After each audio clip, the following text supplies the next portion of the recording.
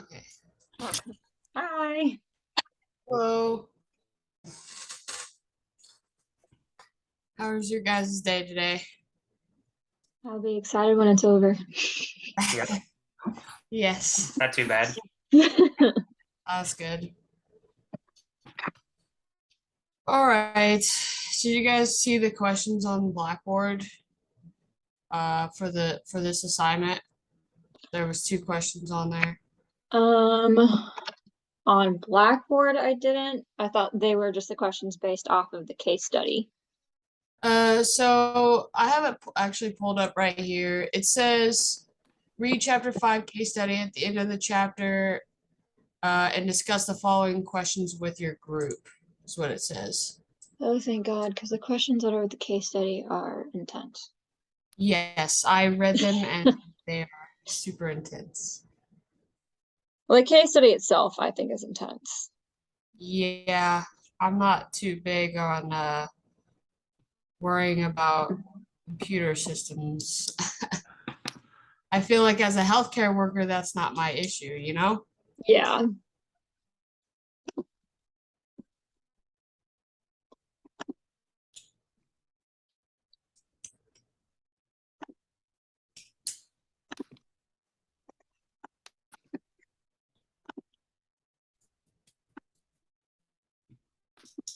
Did you find the questions, Alex? Yeah, I'm getting there right now. I think I've Okay. got it. Okay, good.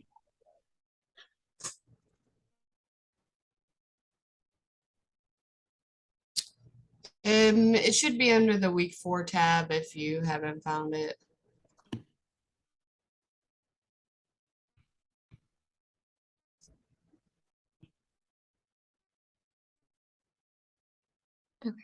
Does everyone have them pulled up? Say that again. Does everyone have them pulled up? Oh, yeah. Okay. So, first one, how have you experienced similar challenges to the first paragraph in the case study? Personally, I've never had the experience of going between 2 different systems. I haven't had a medical-based profession before, but I do work with a lot of, like, membership programs because I work for a radio station. Um, I have gone between, like, where we've transferred over from an old program to a new program, but we thankfully are, knock on wood, have one singular program for everything, so it's easier to navigate once you learn it. I can't imagine having to put in procedures in place like they did in the case study to make it where 2 systems for one health setting were compatible. Like, that's just crazy. Yes, I agree. I guess I never really had like an employee issue with that, but as far as like a patient, so I served 6 years in the military, and the military has its own healthcare through the VA and stuff. Mhm. And in the last year I had a surgery, and I had either had the choice to go to Arkansas, where the main place for the VA is, or have them give Mercy all my information and have the surgery here in Springfield, which was more reliable for me. But I had issues with the VA transferring all my stuff to Mercy, and then whenever I had my surgery and whatever they came up with, um, I had issues with Mercy giving it back to the VA, because Mercy wanted to give it to me, but the VA was like, no, I want the information. And so it was like weeks before the VA even received my information through the VA. And they had to send it like through a CD because their networks don't match. So I would say I've never had any experience as like a healthcare worker, but as a patient, I have, yes. The VA is really frustrating because everything takes forever to get through. I am a dependent on my dad's side, and knock on wood, as a dependent, I don't have to be on base as often, so my records are easier to go through a third, like, carrier. But that's, I mean, I hear all the horror stories that my dad goes through for his stuff, and I just can't. I've been on the phone with him for like 6 hours. It's insane. More power to you. I could not last 6 hours. So Yeah, it's crazy. For me in my current job, I actually kind of do use two systems. We use Sorian for scheduling, and then we use Cerner to chart. And so that has its struggles because somebody cancels in Sorian, you're not going to see it in Power Chart, and so it's constantly just charting in one system and then charting in the next one, so everybody's on the same page. And so sometimes it's definitely a struggle and definitely a big barrier, at least in my position. Yeah, yeah. I couldn't imagine going two different systems Mhm. during work, especially when you have people scheduling and you don't even know, like, am I gonna have someone at 9 a.m. today? Exactly. Oh Yeah. yeah, it's insane. And then the sleep tech. So I work in the sleep lab. I'm just an office coordinator there, and so I always have to print off the schedules because the sleep techs can't see the schedule. And so if somebody cancels after I leave, the techs are still getting the rooms prep for a patient, but canceled after I left, they have no idea on how to figure that out or how to know they're not coming in. So yeah, it's definitely a struggle. Yeah, that's crazy. So when you use the two systems, I know like in the case study they had mentioned inputting a CDR. Do you see your company or your institution ever doing anything like that Yeah, or so we're at the updating their top. systems? Yeah, so right now they're actually changing to a system that actually talks with Cerner now, PowerChart. So they're implementing that. It usually it's taken about a year to do it. We're just now starting to get training on it. So it takes a little bit of time, but at least they're actually switching it over to something that at least communicates with each other instead of right now there's basically a wall in between both systems. Yeah, no, that's gotta be really nice. Hopefully, But training itself isn't too bad, hopefully for that. I mean, thankfully mhm, it's the same system, just adding on a new aspect to it. yeah, But exactly. that's gotta be crazy. Oh, it is. It is. Leads to a lot of issues with patients too. And so, yeah, hopefully that solves a lot of it though, but we'll see. I guess another experience would be like for school. You know how like I don't know if you guys take it anatomy or physiology yet. Mhm. Um, but they use Pearson and we use Blackboard for other classes. So you have to, switch through back and forth just so that way your assignments, even though like some teachers would be like on Blackboard and send you updates and stuff and say, hey, don't forget this is due tonight on Pearson.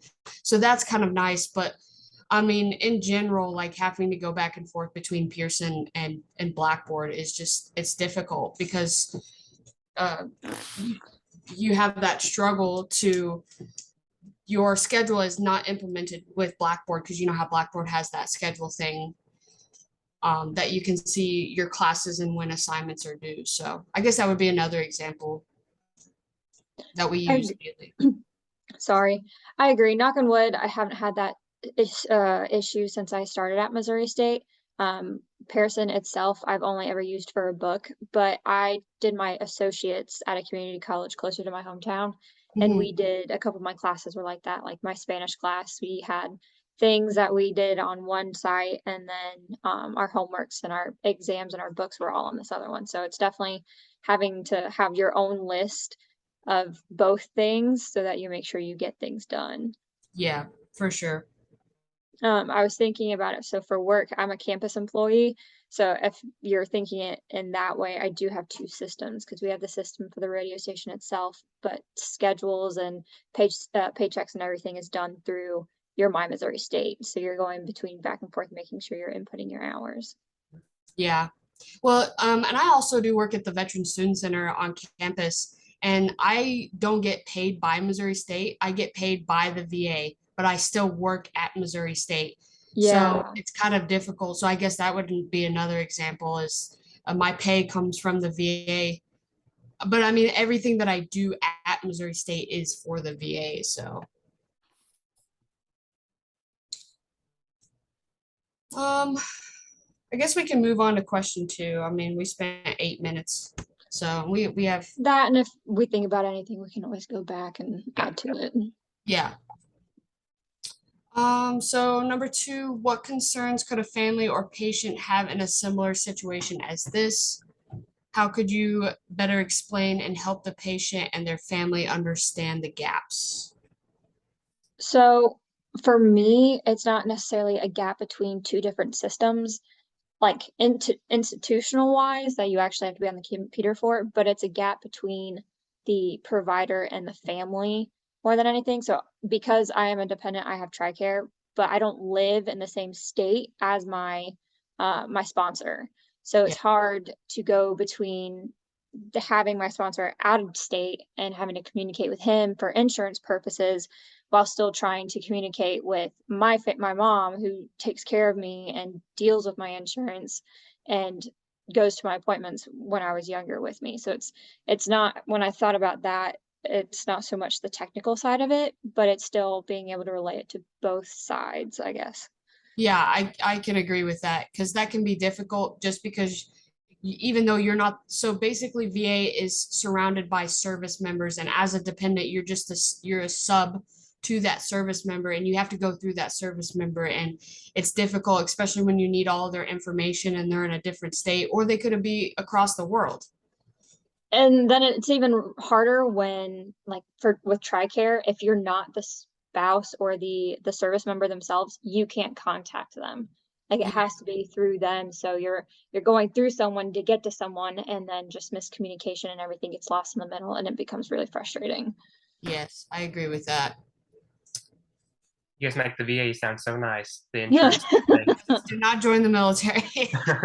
Well, there are some very good benefits to it, but Yep. some things it's just like you don't realize that there's an issue there, and then you get in and you're like, oh shit, this happened.